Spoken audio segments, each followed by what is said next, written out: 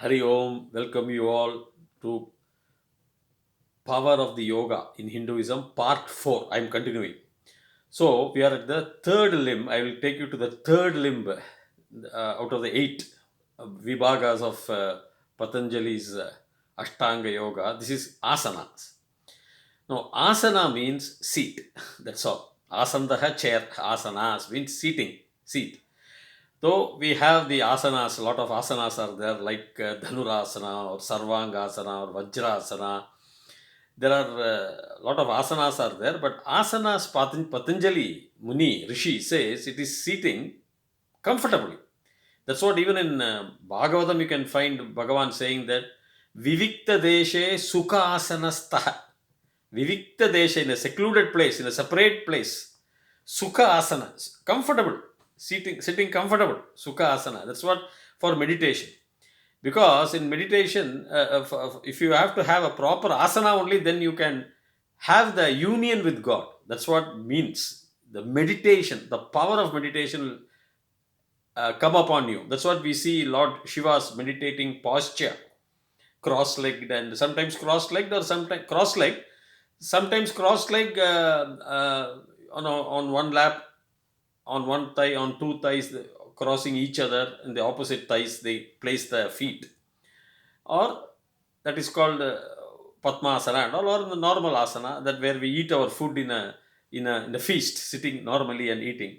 So these are all asanas means seat, and a good asana is required for you to meditate properly. See, finally, it leads all of us to the meditation only, the dhyana. It's a meditation only, it leads. The dharana, the dhyana. Dharana is one of the aspects which will come later. So, this third link is asana. Now, Patanjali may discuss and or his followers may deduce, see, basically about 12 asanas Patanjali you can find in his books. He has deduced like this Padmasana, Virasana, Bhadrasana, and then you will have Swastika asana. Swastik is a symbol of Hinduism. Swastika asana. Then you will have what is known as the Sopa Shrayasana, Dandasana, Kraunchasana, Paryangasana. Then you will have the Hasta, elephant type of asana, Hasta Nishadasana, Hasta Nishadasana. Then for the camel, they will say Uchrishta. Camel is called a separate word called Uchrishtam. So Uchrishta Nishadasana. Then you will have what is known as Samsthana Asana, Sthira Sukhasana. Likewise, 12 we have.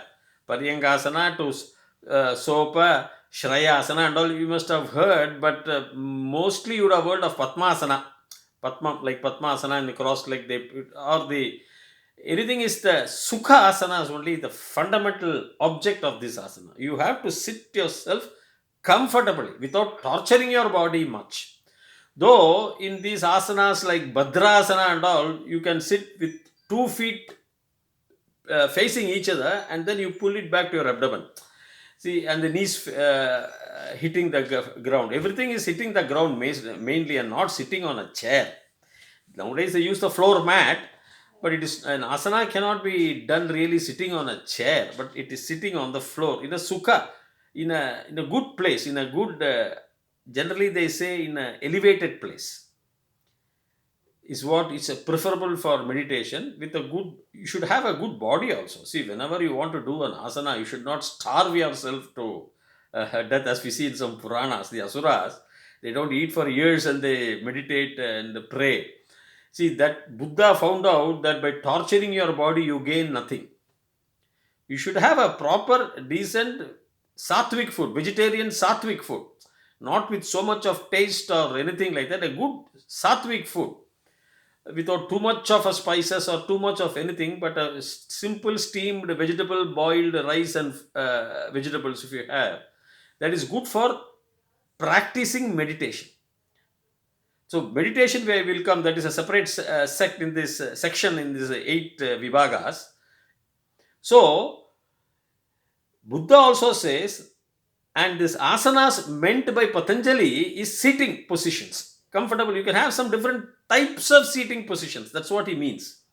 not the asana which we do, yogasana, yogasana like Sarvangasana and Dhanurasana. Those are all asanas that I think came subsequently only, not during Patanjali's time. These yoga exercises or these yoga asanas were devolved out of the basis, just like scientists deducted and evolved from the famous equation E equals mc squared.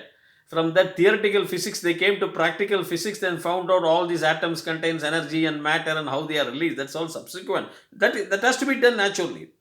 But the basic foundation was Patanjali's, who again got all these ideas from the Vedas, from his earlier ancestors, the earlier Vamsha. And later on it devolved around. Whatever the asanas you see modern day must be around 18th, 17th, 16th, 17th centuries. Some of the asanas are developed into later on asanas. Like I would say Shirasasana, which later on asanas. Or even Dhanurasana or a Sarvangasana. I am a doer of frequently Sarvangasana and Dhanurasana. And Shirasasana has to be done only under a proper guidance by a proper guru. Otherwise, it is not advisable. It is very risky also. So there are these asanas which one has to do for a healthy body and a healthy mind. See, there was a beautiful saint called Tirumular in Tamil Nadu, a Siddhar. He was a rishi. And he says a good body is required. Udambar Ayil Uyirai Aழிவர். Udambar Ayil Uyirai Aழிவர். Didambada Meinyanam. Right knowledge, மெய்ஞானம் சேரவும் மாட்டார். உடம்பை வளர்க்கும் உபாயம் அறிந்தே. உடம்பை வளர்க்கும் உபாயம் அறிந்தே. உடம்பை வளர்த்தேன் உயிர் வளர்த்தேனே, he says. So he knew the technology of maintaining his body, by which process he extended his life. That's what he says. He extended his uyir, the life in his body. Udambai valarkum upayam, the idea. Upayam is a Sanskrit word also, but he uses that word. Udambai valarkum upayam arinde, udambai valarthen, uyir valarthene. Another word also he says, the reason for this body is Udambai munnam. It is earlier. Udambai munnam izhukkendru irundhen. It is dirt. Izhukkendru irundhen. Udambinulle உரு பொருள் கண்டேன். உடம்புளே உத்தமன் கோயில் கொண்டான் என்று உடம்பில் இருந்து யான் ஓம்புகின்றேனே. Beautifully says. In this second verse he says, உடம்பை முன்னம் இழுக்கு means dirt என்று இருந்தேன். உடம்பினுள்ளே உரு பொருள் கண்டேன். He found out some secret, some power. உரு பொருள். He found out a God. ஆத்மா. உரு பொருள் கண்டேன். உடம்பினுள்ளே உத்தமன், the Puritan, the God, கோயில் கொண்டான் என்று. He has built a temple inside the body for him to live. உடம்புலே யான் இருந்து ஓம்புகின்றேனே. ஓம்புகின்றேன் means I maintain the body, I do the meditation, I raise my body and all. Because in all these things, whether in Uddhava Gitas or Bhagavatam or Vyasa's ideas or Siddhar's ideas, a body was required. A body is required. That is the vehicle. Even in Buddha says, no, the body is the vehicle. If you want to go to Mars, or if you want to go to Venus, or if you want to go to Jupiter, you should have a spacecraft. The spacecraft will take you to that place. So they all found out that even if you want to approach a divine light and merge with a divine light or go and be with your God, you have to have a body through which only you can do that. So the body is the essential vehicle. It is the yanam. It is the vehicle through which you can strike that frequency, as Einstein said. You will be able to strike the frequency. Lots of frequencies are there. Various frequencies are there. And you strike the frequency, and then what happens? The inevitable happens. You cannot help other than finding the reality. Match the frequency of the reality you want. And you cannot help finding the reality. There is no other way. he says. Einstein says. So, what is a reality? You have to have a body. Just not the spirit is not enough. The life force is not. That's why these life force enter bodies.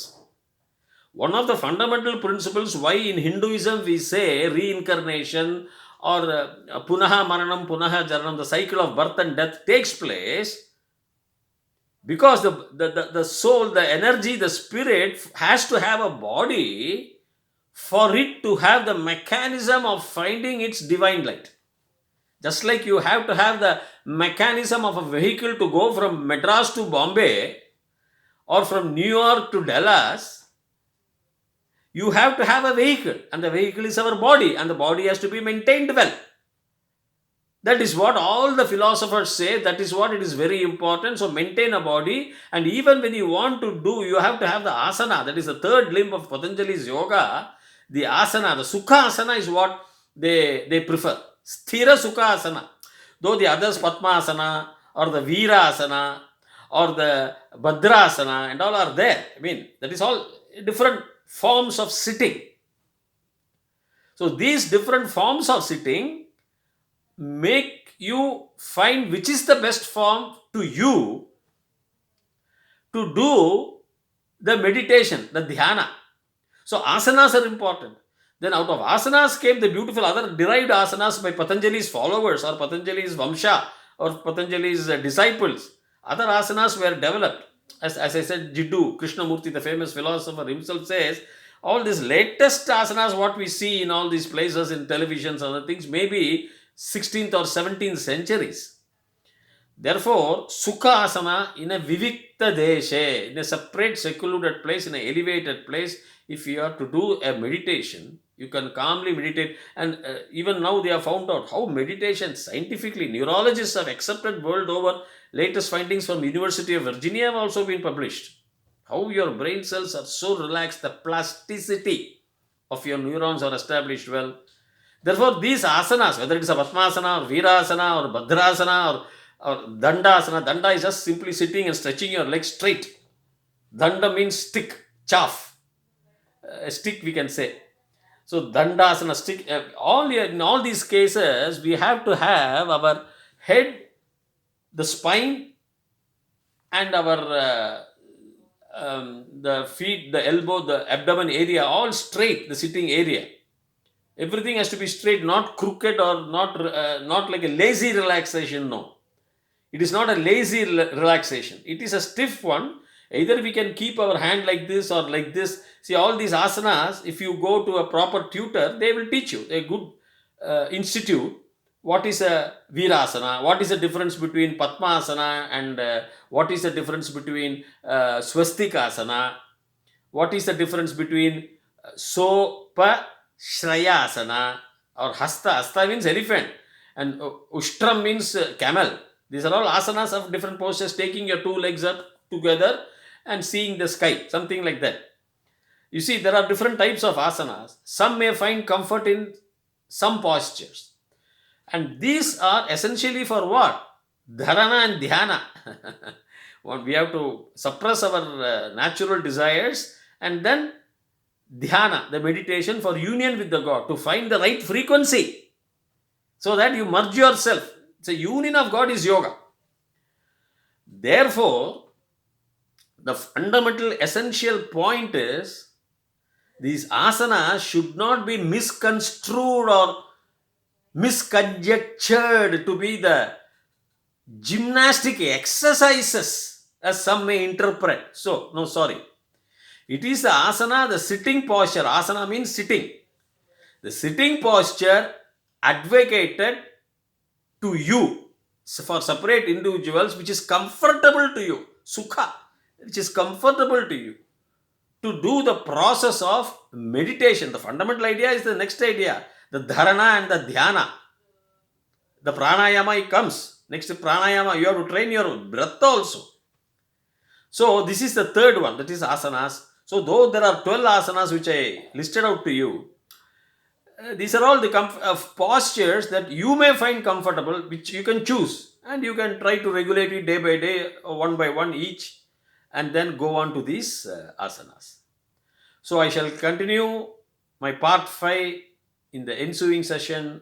Till such time, Bhuyat Tavat Shubhamangalam. Thank you.